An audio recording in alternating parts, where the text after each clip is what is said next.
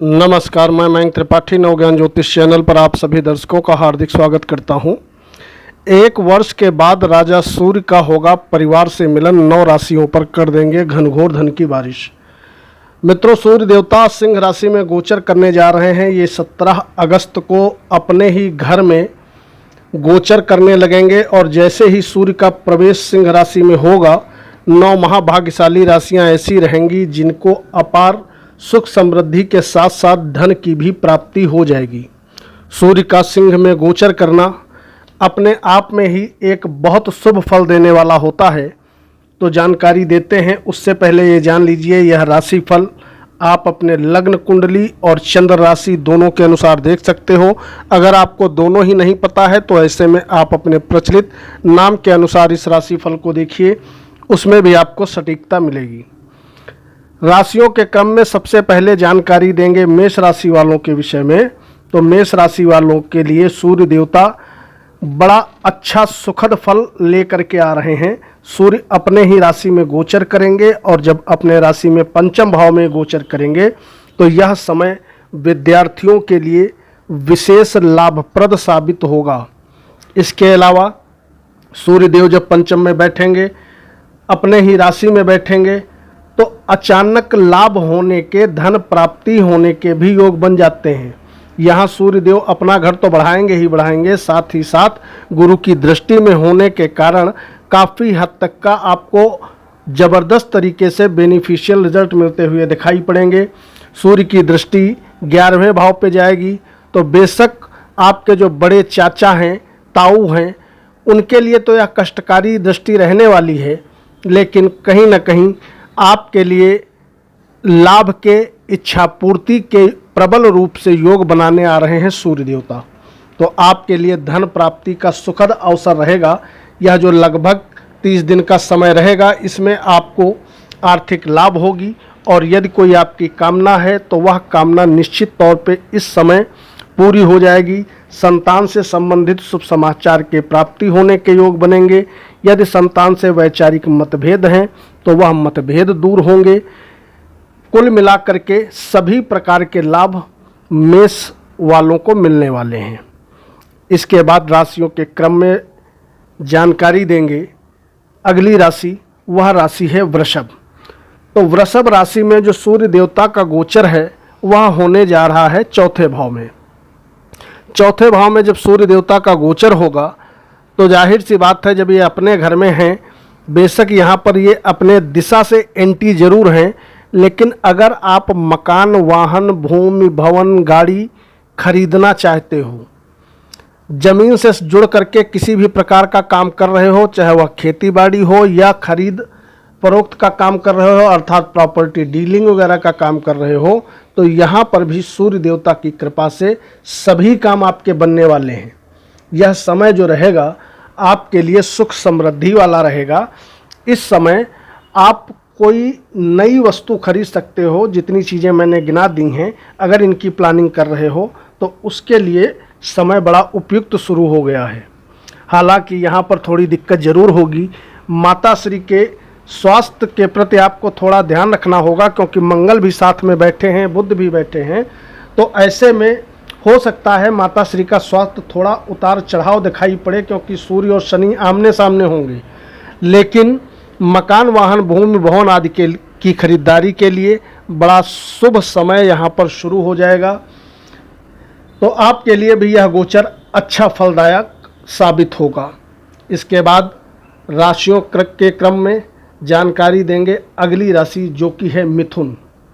मिथुन राशि में सूर्य देवता तीसरे घर के मालिक होकर के तीसरे घर में ही बैठने जा रहे हैं। सबसे पहली चीज़ तो मिथुन वालों को यह प्रॉफिटेबल रिजल्ट मिलेगा कि अगर आप यात्रा करना चाहते हो तो यात्राओं के बड़ा सुखद योग यहाँ पर सूर्य देवता बनाने जा रहे हैं। यात्राएं आप करेंगे, यात्राओं से आपको निश्चित तौर पे लाभ मिलेगा। दूसरी चीज़, छोटे भाई बंधुओं का, नौकर चाकरों का, सभी का आपको सपोर्ट मिलेगा। तीसरी चीज़, यहाँ पर जब ये तृतीय भाव में बैठे हैं तो इस समय आपके पराक्रम में वृद्धि होगी। कहने का मतलब एनर्जी लेवल आपका बढ़ जाएगा, जिसके फलस्वरूप आपके कार्य क्षेत्र में विशेष रूप से सहायता मिलेगी। आगे बढ़ने में। अगर यात्रा करोगे तो लाभ होगा ही होगा, लेकिन ये ध्यान रखिएगा आपको भाग्य का भी लाभ यहाँ पर सूर्य देवता की कृपा से मिलने वाला है। भाग्य भाव पे इनकी दृष्टि जाएगी, जिसके फलस्वरूप इस पीरियड में ज़बरदस्त तरीके से आपका भाग्य बढ़ेगा, दैवी कृपा आप पर बनेगी और सभी काम सुगमता से आपके निपटते हुए इस अवधि में चले जाएंगे। यहाँ पर सूर्य के प्रभाव से सभी काम मिथुन लग्न और मिथुन राशि वालों के बनने वाले हैं। इसके बाद राशियों के क्रम में जानकारी देंगे। अगली राशि वह है कर्क। धन का मालिक जब धन पर ही बैठ जाएगा तो फिर इससे अच्छा मौका बार बार नहीं मिलता है। साल में एक बार ही ऐसा समय आता है जब सूर्य देवता अपने राशि में भ्रमण करते हैं। इसका मतलब ये रहा कि कर्क राशि वालों के लिए भी ज़बरदस्त फायदेमंद स्थितियां इस पीरियड में बनने वाली हैं। परिवार का भरपूर मात्रा में सहयोग मिलेगा, लेकिन ध्यान रखिएगा 2-3 ग्रह सूर्य के साथ हैं तो वाणी पर नियंत्रण रखिएगा। अगर वाणी पर नियंत्रण आप रखोगे तो इस गोचर का ज़बरदस्त तरीके से लाभ आप ले पाओगे। उधर शनि देवता आपके अष्टम भाव में हैं, इस चीज़ का ध्यान रखिएगा। तो धन तो सूर्य खूब दिलाएंगे, नो डाउट, पैसा आपके पास ज़बरदस्त तरीके से आएगा, लेकिन अगर आप वाणी पे नियंत्रण नहीं रखोगे और साथ ही साथ गाड़ी यदि आप सेल्फ चलाते हो तो संभल के नहीं चलाओगे तो आपके लिए दिक्कत है। लेकिन पैसे के लिए बड़ा शानदार यह समय रहेगा। आपको यदि आर्थिक संकट है तो वह संकट आपका दूर होता हुआ इस अवधि में दिखाई पड़ेगा। उपाय क्या करोगे? उपाय में आप सूर्य देवता के मंत्रों का जप भी कर सकते हो और यदि आप जल देते हो सूर्य भगवान को तो यह तो सर्वोत्तम उपाय रहेगा। इसके बाद बात करते हैं अगली राशि। वह राशि है स्वयं सूर्य देवता की राशि सिंह राशि। अगर आप सिंह लग्न या सिंह राशि के व्यक्ति हैं तो यह समय आपको विशेष उपलब्धियां दिलाने वाला रहेगा। नौकरी अगर कर रहे हो तो उसमें मान सम्मान ज़बरदस्त तरीके से मिलेगा, अच्छे लोगों से संबंध बनेंगे, व्यक्तित्व इस समय आपका बढ़ जाएगा। और साथ ही साथ अगर स्वास्थ्य से रिलेटेड किसी भी प्रकार की कोई प्रॉब्लम चल रही है तो वह प्रॉब्लम निश्चित तौर पे सॉल्व हो जाएगी। लेकिन ध्यान दीजिएगा आपकी कुंडली में लग्नेश लग्न में ही रहेंगे, लग्न बढ़ेगा तो सप्तम भाव कमज़ोर पड़ेगा। अगर आप साइड बिजनेस वगैरह करते हो तब तो आपको चिंता करने की आवश्यकता नहीं है, किंतु ये ध्यान रखिएगा यहाँ पर जब सूर्य देवता बैठेंगे तो कहीं ना कहीं पत्नी के स्वास्थ्य में उतार चढ़ाव आपको देखने को मिल सकता है, क्योंकि शनि अपने घर में बेशक हैं लेकिन शनि इस समय बुरी तरीके से पीड़ित हो जाएंगे। सूर्य भी यहाँ पर हैं, मंगल बुध भी यहाँ पर लंबे समय तक गोचर करेंगे। तो इसका मतलब ये रहा कि पत्नी के स्वास्थ्य का या पति के स्वास्थ्य का आपको ध्यान रखना होगा, लेकिन यह गोचर आपके लिए सुखद रहेगा और साथ ही साथ मान सम्मान ऊंचाइयां दिलाने वाला रहने वाला है। तो आपके लिए गोचर 100 है, बहुत अच्छा तो नहीं है लेकिन अच्छा है। इसके बाद जानकारी देंगे अगली राशि कन्या की। कन्या राशि में 12वां भाव बिस्तर सुख का भाव सूर्य देवता के पास होता है और बिस्तर सुख का मालिक बिस्तर सुख पर ही बैठेगा। तो इस समय जाहिर सी बात है कन्या राशि वाले कहीं न कहीं आनंदित अपने आप को महसूस करेंगे। और दूसरा बढ़िया प्रभाव आपको इतना ही मिलेगा कि लग्नेश भी साथ में विराजमान हैं 12वें भाव में, तो उन लोगों के लिए यह गोचर अच्छा रहेगा जो लोग देश विदेश की यात्रा करना चाहते हैं या विदेश जाना चाहते हैं, उनके लिए तो यह गोचर बढ़िया है। लेकिन बाकी मामलों में यदि देखें तो कोई खास फल आपको मिलता हुआ दिखाई नहीं पड़ रहा है। एक तो एक विदेश यात्रा के लिए शुभ रहेगा और दूसरी चीज़ यहाँ पर सूर्य देवता जब बैठेंगे तो कहीं ना कहीं शत्रुओं से आपको निश्चित तौर पे राहत दिलाएंगे। शनि के ठीक सामने रहेंगे तो शत्रुओं से मुक्ति मिलना और जो दौड़ धूप आप करोगे उनका आपको पॉजिटिव फल मिलता हुआ दिखाई पड़ेगा। लेकिन परेशान मत होइएगा, आपके धन के मालिक इस पूरी अवधि में 11वें भाव में शुक्र बैठे हैं तो पैसे की कमी आप महसूस नहीं करोगे। लेकिन इस समय आपको घूमना फिरना अधिक करना पड़ेगा। कहने का मतलब यात्राएं अधिक करना पड़ेगा। तो आपके लिए 100 है, बुरा तो नहीं है, क्योंकि विपरीत योग भी यहाँ पे बन जाता है, लेकिन बहुत अच्छा फ़ायदा भी मिलता हुआ नहीं दिखाई पड़ रहा है। इसके बाद बात करते हैं अगली राशि, वो है तुला। तुला राशि वालों की बल्ले बल्ले होने वाली है। आपके लिए सूर्य देवता का जो गोचर है, यह लगभग जो 30 दिन है, यह किसी वरदान से कम नहीं रहेगा, क्योंकि इच्छा पूर्ति का मालिक जब इच्छा पूर्ति के भाव में बैठेगा तो जाहिर सी बात है इस पीरियड में आपके लिए आने वाले 30 दिन सभी कामनाएं पूरी करने वाले हैं। सबसे पहली चीज़, लग्नेश का दशम में बैठ करके कार्य क्षेत्र को बढ़ाना, और साथ ही साथ बुध और सूर्य की युति जो बुधादित्य योग बना करके 11वें भाव में बैठेगी, जिसके फल स्वरूप इस समय इच्छा पूर्तियाँ आपकी हो जाएंगी, चाहे वह जिस विषय की भी हों। सरकार से जुड़ करके यदि आप कोई काम कर रहे हो तो ज़बरदस्त तरीके से आपका फ़ायदा होता हुआ इस पीरियड में दिखाई पड़ेगा। यात्राएं करोगे, यात्राओं से आपको लाभ होगा। शेयर सट्टे वालों के लिए विशेष लाभप्रद स्थितियां यहाँ पर बन जाएंगी, यानी कि लाभ के योग जो है चारों तरफ से खुलते हुए इस अवधि में दिखाई पड़ेंगे। ज़बरदस्त तरीके से आपके पास पैसा आएगा, धुआंधार तरीके से सभी कामनाएं आपकी पूरी होते हुए दिखाई पड़ेंगी। और वहीं पर पंचम भाव पे इनकी दृष्टि है, तो थोड़ा एक चीज़ ज़रूर है कि विद्यार्थियों के लिए सामान्य स्थिति बन जाएगी, लेकिन धन के लिए यह गोचर बहुत अच्छा रहने वाला है। तो आप भी भैया महाभाग्यशाली राशि में से एक हो। अब इसके बाद बात करते हैं अगली राशि, जो कि है वृश्चिक।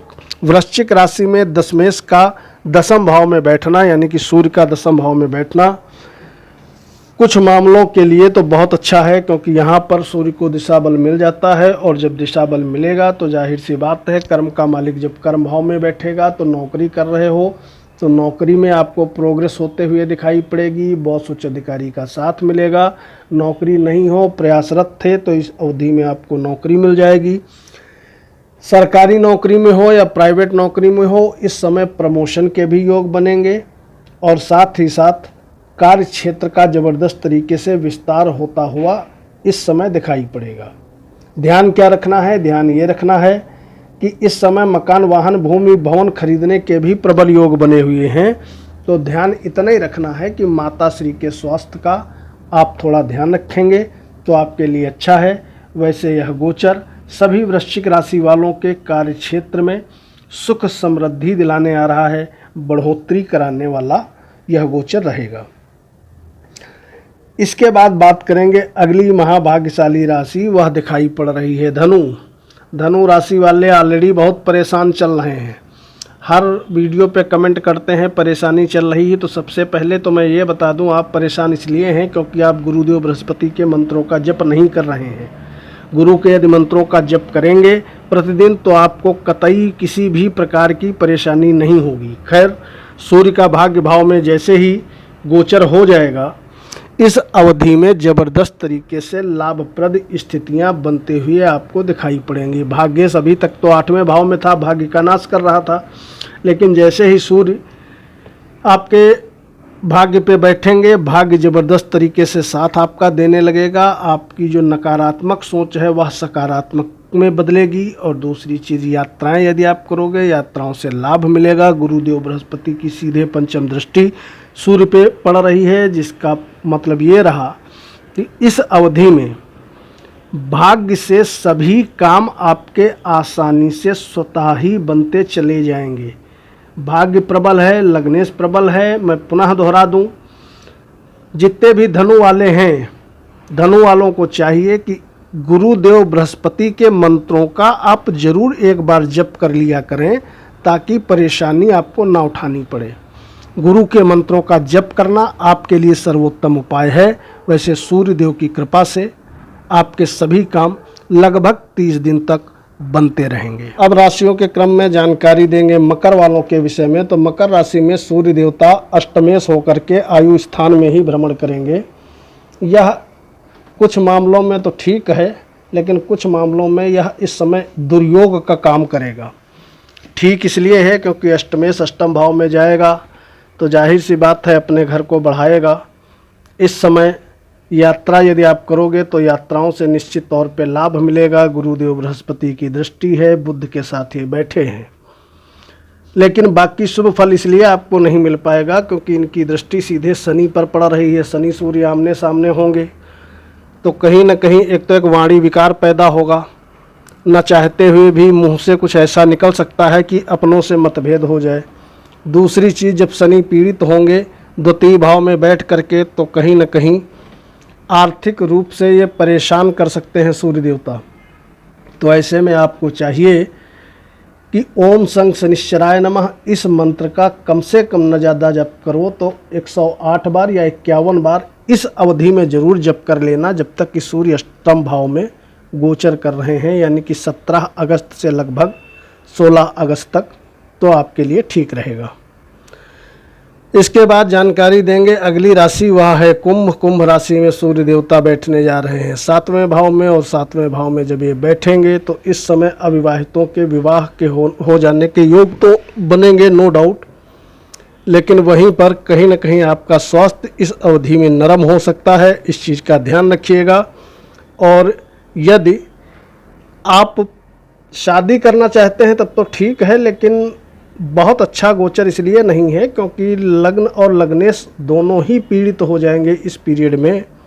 तो स्वास्थ्य का ध्यान रखना और शनि देव के मंत्रों का आप जप करते रहना तो आपके लिए अच्छा रहेगा। राशियों के चक्र में अगली राशि की जानकारी देंगे जो कि है मीन। मीन राशि में सूर्य देवता जो है ये भैया बैठने जा रहे हैं 6ठे भाव में। शत्रुओं को जड़ से उखाड़ करके फेंकने आ रहे हैं सूर्य देवता। अगर आपके दुश्मन बहुत ज़्यादा हैं तो उनका विध्वंस होना तय है। इस पीरियड में विध्वंस उनका होगा, लेकिन ये ध्यान रखिएगा कि 12वें भाव पे दृष्टि भी है, तो इस समय हो सकता है आपको यात्राएं थोड़ी बहुत करनी पड़े, लेकिन आर्थिक लाभ होगा। और साथ ही साथ इस समय सभी काम आपके सुगमता से सूर्य देवता की कृपा से और गुरु देवता की कृपा से बनते चले जाएंगे। जितना ही अधिक गुरुदेव बृहस्पति के मंत्रों का आप जप करते रहोगे उतना ही ज़बरदस्त तरीके से लाभ मिलेगा। मंत्र है ओम गुरुवे नमः, इस मंत्र का आप जप करते रहिएगा तो आपको परेशानी छू भी नहीं पाएगी। वैसे आपके लिए सूर्यदेव का 6ठे भाव में गोचर करना सुख समृद्धि लाने वाला, शत्रुओं से मुक्ति दिलाने वाला, कोर्ट कचहरी से राहत दिलाने वाला, इस प्रकार के तमाम सुखद परिणाम लेकर के आ रहा है। तो आपको भी खुश रहना चाहिए। तो यह था सूर्यदेव का परिवर्तन का राशिफल सभी राशि वालों के लिए। नमस्कार।